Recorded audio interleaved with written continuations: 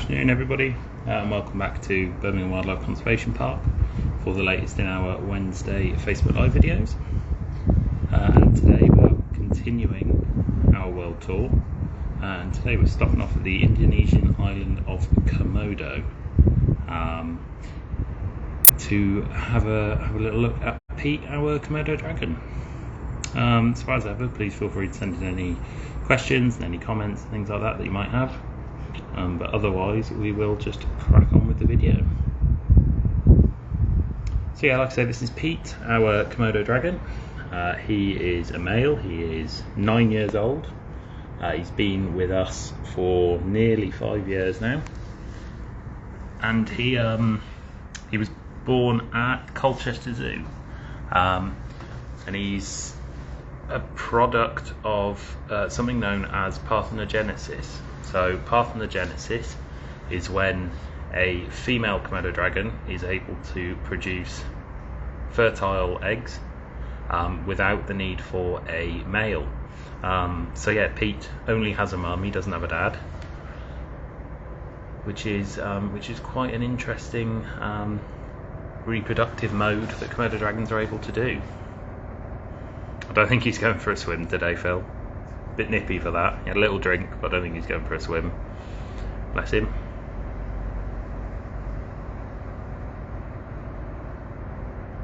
So yeah, like I say, parthenogenesis is one of the ways in which Komodo dragons are able to reproduce.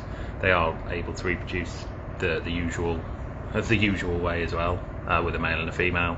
But yeah, they are one of a number of species really that can produce offspring without the need for a male. There are a good few reptile species that are able to do that. And that is one of the things that does make Komodo dragons very interesting, amongst many other things which hopefully I'll be able to portray over the next 10 minutes or so. Hi Sue, hope you're okay today.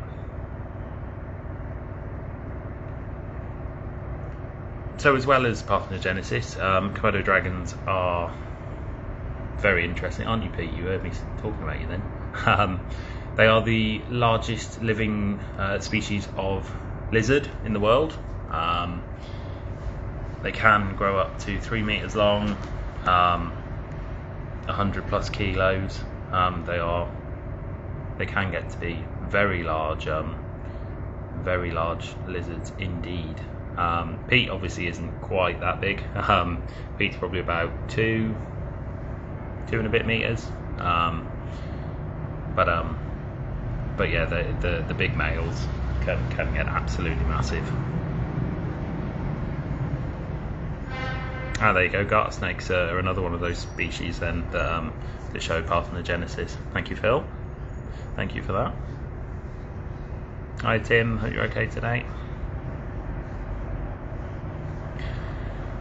So obviously, as we're doing our world tour, Komodo dragons are found on the island of Komodo, which is where they get their name from. But they are found on a number of other small Indonesian islands as well, such as Flores, Rinca, Padar, Gili-Montag, I think as well. So they aren't just found on the island of Komodo, they are found on a number of other islands as well. And it's thought that this kind of island living is how the parthenogenesis came about. Females who swim between islands find themselves on an island with kind of no males, are then able to reproduce themselves and create a population of Komodo dragons on these kind of newly found islands. So yeah, it's thought that's how the parthenogenesis has come about. Oh, hello mate, you posing for us? No, so Komodo dragons, Sue, are the top of the food chain, the apex predator on the islands that they inhabit. They don't have any natural predators. Despite that, they are classed as endangered on the IUCN Red List, mainly due to human interference, mainly due to habitat loss. Komodo dragons having less and less kind of room to live on these islands where they are found. They are also quite vulnerable because they only live on these islands. They haven't got a very large range, so if anything went wrong, such as earthquake, volcanic eruption, things like that, which are possible over on these Indonesian islands, and a number of Komodo dragons were affected by this and killed by these, the population would take a real hit. So yeah, it is. They are a species that are quite vulnerable to extinction.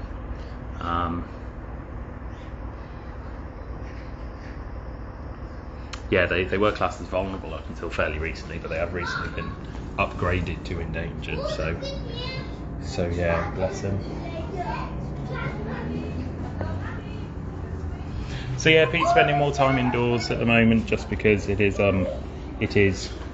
quite cool at the moment. We'll go and have a quick look at his outdoor enclosure. Actually, it is still a little bit cold for him at the moment, even with the sun out. It is still a little bit cold. So yeah, here's his outdoor space, which he does use in the summer quite a bit. He's got a good few rocks and logs and things like that to bask on, to have a little bit of a warm up in the sun.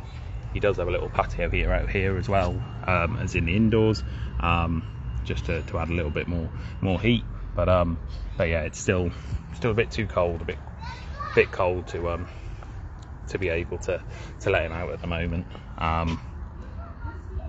But he does enjoy having a good little wander around outside. We will just stay out here for a couple of minutes just while the school group has a look at Pete. So I will answer some of your questions. I'm not actually sure how far Pete's tongue can stretch out. It's probably a good 30 centimetres or so, I would imagine. They obviously use that tongue to smell, so they've got organs on the tongue which help them to kind of pick up scents and things like that. So yeah, I think it's about 30 centimetres or so. Not 100% sure on that.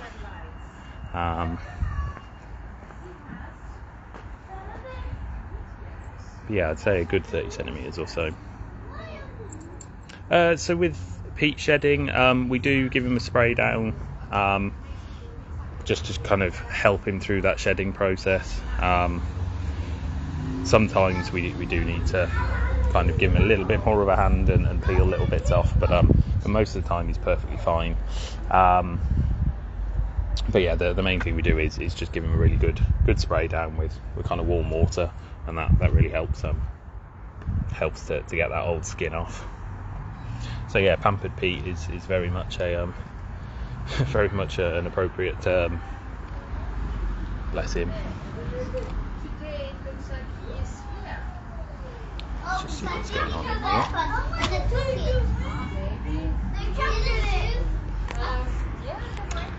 Yeah, the school group's still in there, so we'll just hopefully wait for them to move off in a second. So where did we get to? So we said that Pete and Komodo dragons are the apex predators of the islands that they live on, and they feed on a number of prey items, down from invertebrates all the way up to big large mammals such as water buffalo and things like that. And the way that they are able to kind of take down these larger prey items is the fact that they do actually have a bit of a venomous bite. So they have got some glands in the lower jaw that do secrete a couple of toxic proteins. Here he is, he's just got a look here. Yeah, so he's got a couple of glands in his lower jaw which secrete a couple of toxic proteins and things like that, which kind of creates a venom, and they, with this venom, they think that they're able to bite their prey item, which means they're then able to track this prey item, because the venom that is secreted from these glands is able to stop the blood from clotting. It causes hypothermia and other such issues. So basically it's a kind of long drawn out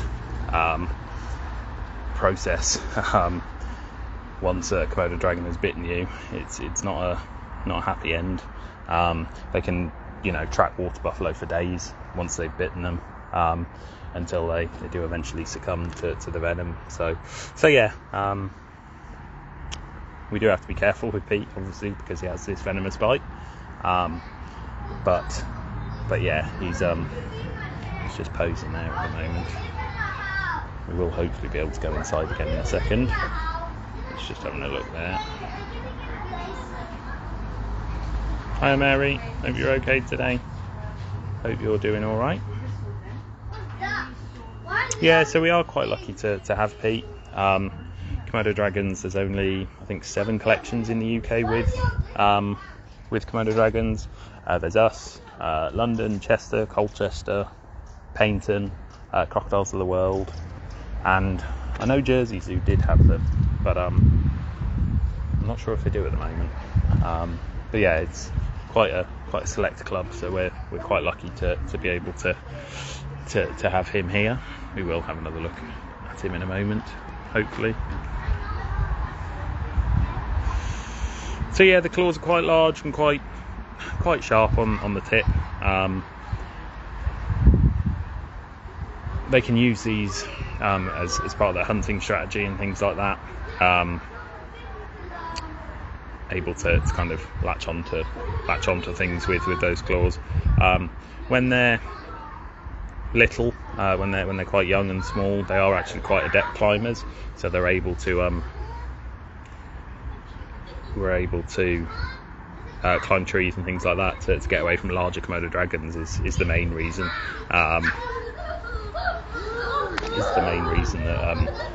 That youngsters climb, is to actually get away from larger Komodo dragons who are going to try and eat them. So yeah, bless them. No, it is the kids love them. They've had a good 5 minutes having a look at Pete there. They're actually making their way out now, so we will do a swap and we'll come back in and see Mr. Pete. There we go. There he is. A nice close-up.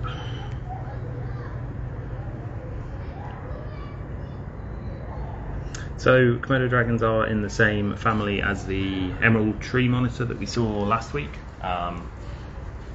Both monitor lizards, in the family of Varanidae. As I said last week, obviously tree monitors are quite a little bit smaller than Pete, and Komodo dragons in general. So yeah, you can kind of see similarities. So they've got those long claws, they've got a nice long tail, the body shape. It's mainly size-wise where they're quite different. We do still actually see Pete climb a little bit up on these logs here that you can see. Every now and then we do catch him up on them, having a bit of a lounge on the logs up there, which is always quite nice to see. Hello, mate.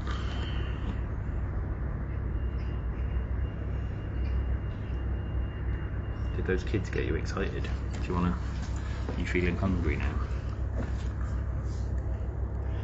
So yeah, we last fed Pete last week. So we had 3 rabbits and 3 quail all in one go. And prey items such as that, they don't chew them, they don't tear bits off them. They do literally eat them whole. Which is quite impressive, really, especially with things like rabbits, which are a little bit larger. So the skin is it's quite rough, and that's because where you can see that on that texture, like you were talking about there, Tim, the little bumps on the skin, they are called osteoderms, and they've got tiny little pieces. What are you doing, mate? You're on a dig. They've got tiny little bits in them that make the skin very kind of armoured.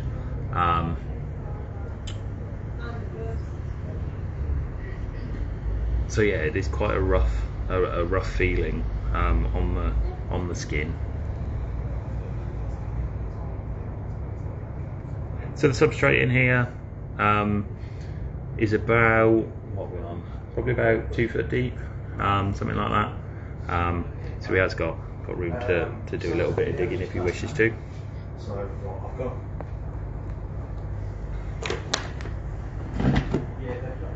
He's able to dig outside as well if he wants to. Come on, mate. Are you following me? Is that the problem? Hey?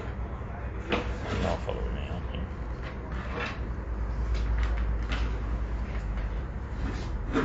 aren't you? It's not really a bioactive enclosure.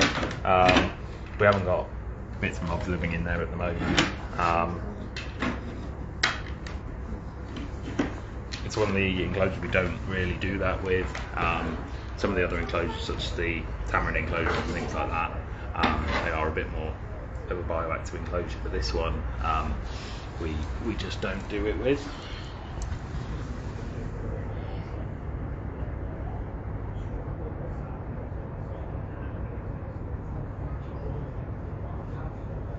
Right then, guys, feel free to send in any kind of last minute questions or comments that you might have.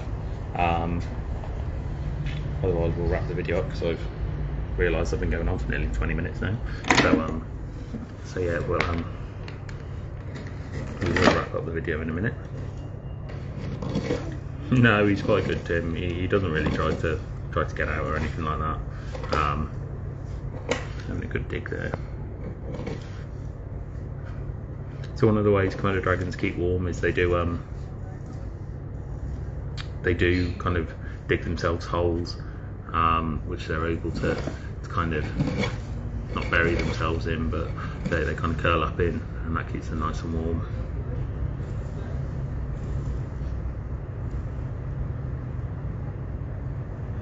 No, he doesn't really hunt himself. I don't think anything's really ever given him the chance to hunt outside.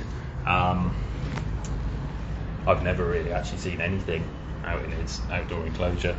Never really seen any birds or anything like that out there. So yeah, he's never really had the chance, I don't think. Not that I know of, anyway.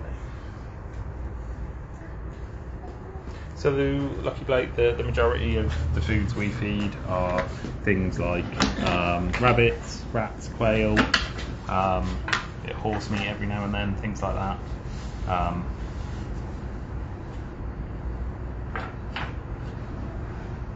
Yeah, anything like that. And like I say, that just goes down in one.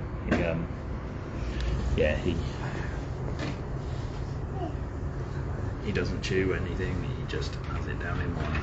Bless him. Is there something on this side you want to come and have a look at?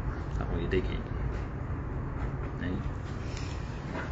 So our video next week, I have not actually looked at what our next stop on the world tour is. I know it's mammally, so after 3 weeks of reptiles, we are going back to mammals. But yeah, I can't actually remember who it is in particular. Maybe something like a binturong, possibly, but I'm not 100% sure on that. So yeah, we will let you know next week. Oh, and I'll definitely lock the doors if Pete got out, bless you. Right then, guys, we will call it a day there. So thank you for tuning in as ever, and we will be back again at the same time next week. Cheers, everybody.